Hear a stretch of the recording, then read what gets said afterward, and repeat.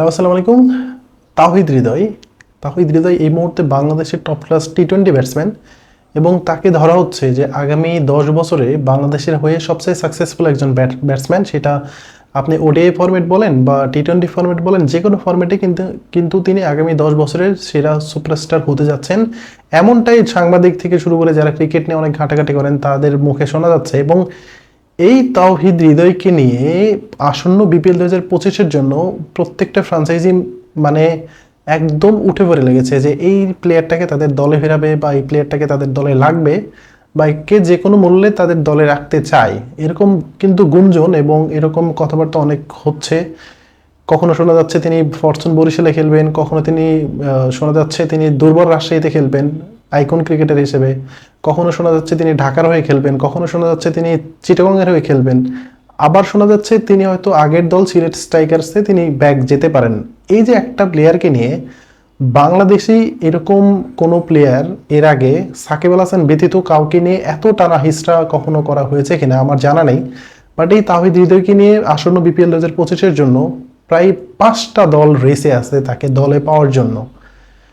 তো এই যে তাহিদ হৃদয়ের উঠে আসার গল্প, আমি যদি প্রথম উঠে আসার গল্পটা বলি তাহলে তিনি মোটামুটি 2023-এর বিপিএলে সিলেট স্ট্রাইকার্সের হয়ে 400+ রান করেন এবং তার যে কনসিস্টেন্ট মানে তিনি যে কন্টিনিউয়াসলি রান করে গেছেন এবং তার যে পারফরমেন্স এবং তার যে স্ট্রাইক রেটস, সেটা অন্য ব্যাটসম্যানের তুলনায় অসাধারণ ছিল। এবং তিনি যেভাবে খেলেছেন, এটা সত্যি বলতে বাংলাদেশি কোনো ক্রিকেটারের থেকে এই রকমের একটা ভালো ফুল টুর্নামেন্ট ভালো খেলবে এরকম টুর্নামেন্ট কখনো আশা করা যায় না, কারণ নর্মালি বাংলাদেশিরা এরকম ভালো খেলে না। এবং 2023-এর পরে 24-এ সিলেট স্ট্রাইকার থেকে তাকে কুমিল্লা ভিক্টোরিয়ান্স কিনে নেয় এবং কুমিল্লা ভিক্টোরিয়ান্স তাদেরকে মোটা অঙ্কের একটা টাকায় তাকে কিনে নেয় প্রায় 1 কোটি টাকার উপরে।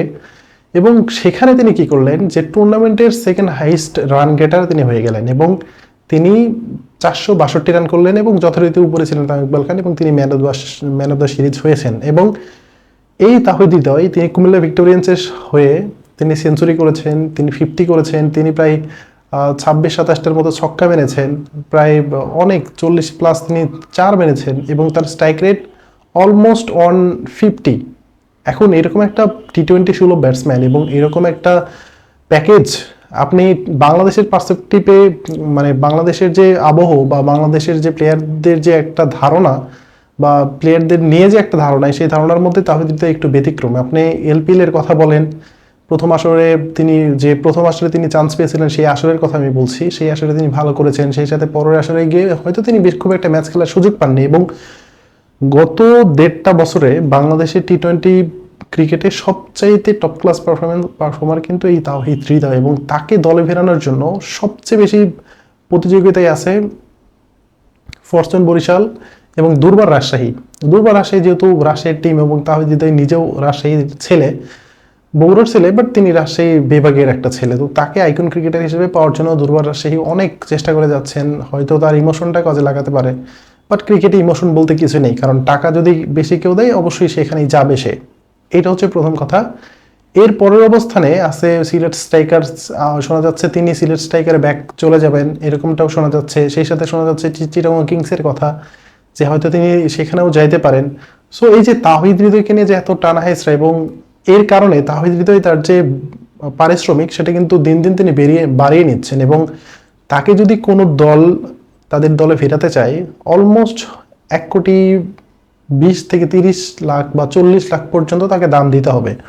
এর নিচে কিন্তু কোনো দলে তিনি ডিরেক্ট সাইনিং হবে না এবং তাকে সেরকম মূল্য দেওয়া হবে একটাই কারণে, কারণ তাহিদ হৃদয় বর্তমানে তিনি যে ফর্মে আছেন এবং তিনি বাংলাদেশের যে আবহ বা বাংলাদেশ ক্রিকেটের যে টি-20 সুলভ ব্যাটসম্যান হওয়ার কথা, সেইটার ধারণা থেকে বের হয়ে তিনি অল ক্রিকেটে যেরকম টি-20 ফর্মেটে খেলা হয় সেরকম একটা ব্যাটসম্যান বাংলাদেশে তৈরি হয়েছেন এবং তিনি তাহিদ হৃদয়। এবং তাহিদ হৃদয়ের উঠে আসার গল্প থেকে শুরু করে এগুলো নিয়ে হয়তো অন্য কোনো একটা দিন গল্প করা যাবে। বাট তিনি ছোট্ট একটা প্লেয়ার, আমি ছোট্ট বলছি, তার হাইটটা খুব একটা বেশি নাই, তার বয়স আমাদের থেকে ছোট তিনি, বাট এই বয়সে তিনি যেটা করছেন সেটা আসলে অসাধারণ এবং পিওর হিটিং ব্যাটসম্যান বা তিনি পাওয়ার হিট বা আপনি যেটাই বলেন না কেন, ছোট মানুষের বড় বড় ছক্কার কথা আমি বলছি। এটা তিনি যেভাবে ছক্কা মারেন, গত আসরে প্রায় 26 থেকে 27টা ছক্কা মেরেছেন সবচেয়ে বেশি, দেশি ক্রিকেটারদের দ্বারা এতগুলো ছক্কা মারা আপনার স্বপ্নের মতোই ভাবতে পারেন। সেখানে তিনি এতগুলো ছক্কা মেরেছেন এবং তিনি তিনি কুমিল্লা ভিক্টোরিয়ান্সকে ফাইনালে তোলার মধ্যে অনেক বড় ভূমিকা পালন করেছেন এবং তিনি সেঞ্চুরি করেছেন। এটা হচ্ছে মোস্ট ইম্পর্টেন্ট কথা। সো এই তাওহিদ হৃদয়কে নিয়ে বর্তমানে আমি যেটা বললাম যে তাকে নিয়ে দুর্বার রাশি অনেকটু পজিটিভ নিউজ দিচ্ছে, কখনো ফরচুন বরিশালের হয়ে খেলার জন্য তার গুঞ্জন শোনা যাচ্ছে, কখনো চিটাগং কিংস, কখনো সিলেট স্ট্রাইকার্স, কখনো রংপুর রাইডার্স।